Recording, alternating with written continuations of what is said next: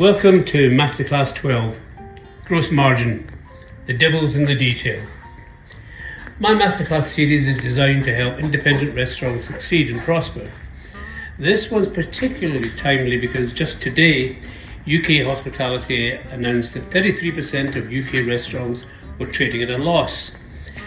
60% have cut jobs, 63% have reduced hours, and 76% have increased their prices, all as a result of increases in NIC, minimum wage and business rates. So today I'm focusing on steps to help you survive and prosper despite all of this. My masterclasses are in addition to the consultancy work I do under the banner of Hospitality Blueprints, so please check out my website.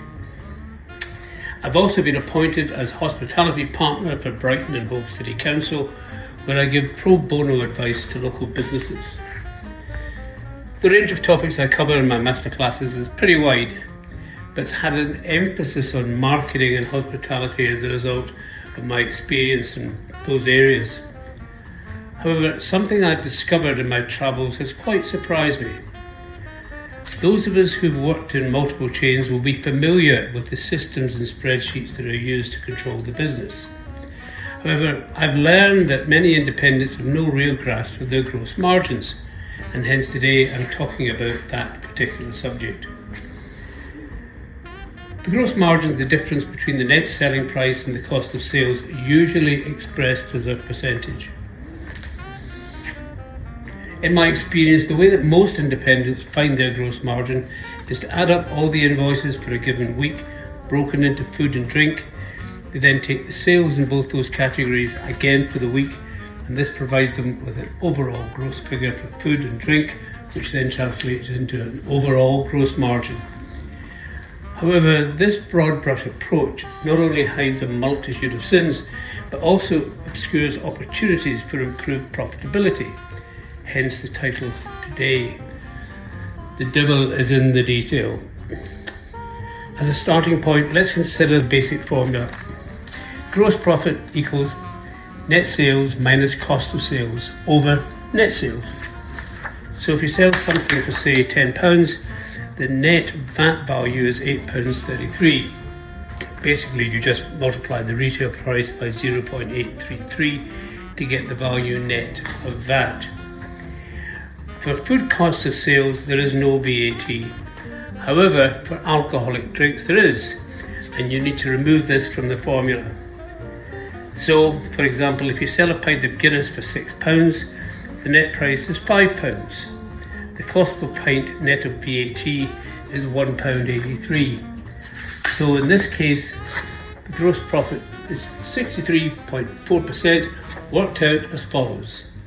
Net sales £5 minus costs £1.83 equals gross margin £3.17. Divide gross margin by net sales, £3.17 divided by £5 equals 63.4%. Now this formula has to be applied to every single product sold. So to work out the gross profit of a particular dish, you need to use a menu card like the one shown. This is essentially a list of ingredients, the bulk cost of each ingredient, the weight of each used in the dish to provide a total cost. This is shown along with the net sales value to give you the gross profit per plate. In the old bank we offered 8 starters, 10 main courses and 6 desserts. This meant we had 24 menu cards just for food and approximately 40 for drinks.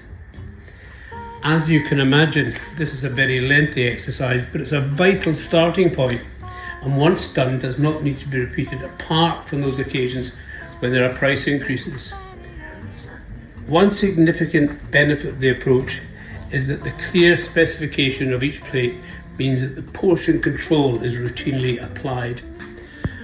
Also, because waiting staff are made aware of the precise content of each plate, they can request changes from the kitchen should the specification not be consistent with the photograph. Your EPOS system should be enabled to track weekly sales again by line, and these are transferred to a spreadsheet like this, which allows you to see the gross profit contribution made by every line in that week. When you study this spreadsheet, you'll see, for example, that halloumi has a lower than average gross margin, but it's a popular line. You need to improve the profitability, and to do this, use a combination of weight reduction, removing or reducing garnish, changing supplier, perhaps a small price increase. Technically, we call these products plough horses. These are ones which have got good sales but below average margins. There are three other categories: stars, puzzles and dogs, as shown on the slide.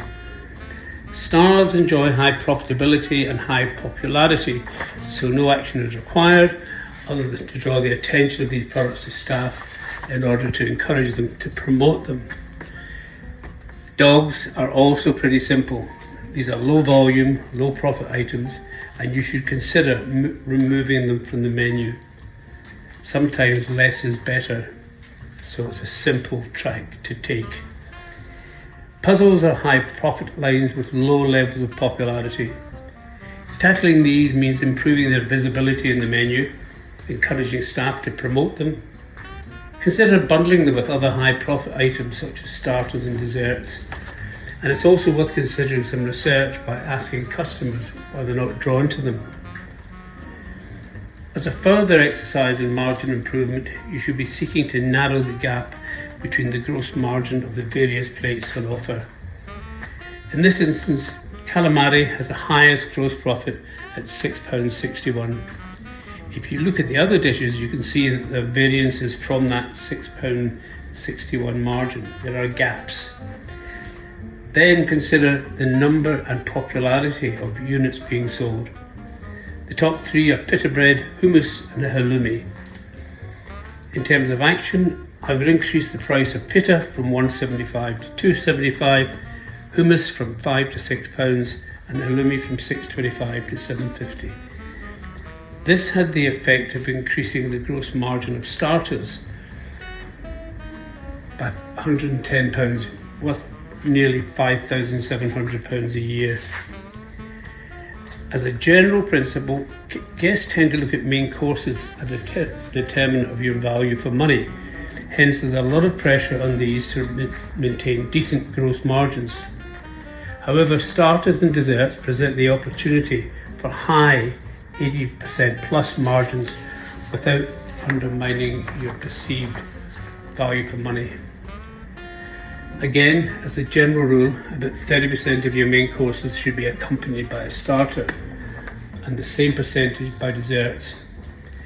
Generally speaking, men tend to go for starters and women for desserts, so this is something worth monitoring and using as targets for your waiting staff, which can be rewarded by incentives. And as a tip, you should focus on men when asking for starter orders and should give the dessert menu, generally speaking, to ladies first. It's also the case that a number of issues can impact on gross margins. If you offer guests a free meal to deal with their plate, or there's a promotional offer, or wastage, or maybe even theft, they can all considerably impact the overall margin and need to be monitored. For this reason, I recommend the institution of a stock holding operation using a spreadsheet, which allows you to monitor the movement of stocks and, more importantly, to come up with a weekly stock usage statistic. Stock counting is a laborious exercise, but it can be swiftly done with two people involved, one counting stock and the second making a note of the numbers. The two people also ensures accuracy. To facilitate speed, I recommend that stock items are held in exactly the same place and that the sequence of products on the spreadsheet follows a logical sequence of where the stock is located. When all the stock's been counted, you can then move on to stock results. So you insert the opening stock from the previous week, add the value of purchases and deliveries to the gross total, then you subtract this from the closing stock. You also subtract any of the additional costs associated with that week's trade, as I mentioned earlier, things like wastage and promotions and so on. This then gives you an accurate picture of your gross margin, and it's worth doing this on a weekly basis until you get a clear, consistent picture. I've developed spreadsheets for all of the above disciplines, and I describe the place I keep them as our engine room. Once your engine room has been established, you can concentrate on the other issues designed to attract and retain customers with a focus on service, cleanliness and promotions. If you have a look at my website, you'll get a better idea of what's involved in the engine room, and you can hire me to make yours a reality. You can also see the free services I offer in addition to my normal consultancy services, which includes a 60-minute one-to-one session on the phone. Anyway, I hope you enjoyed today's masterclass, and if you've got any questions or queries, drop me an email or a WhatsApp and I'll happily respond. Otherwise, think about using my services to help with your business, perhaps starting with that free one-to-one call. Thanks again for listening. Look forward to seeing you at the next masterclass. Bye-bye.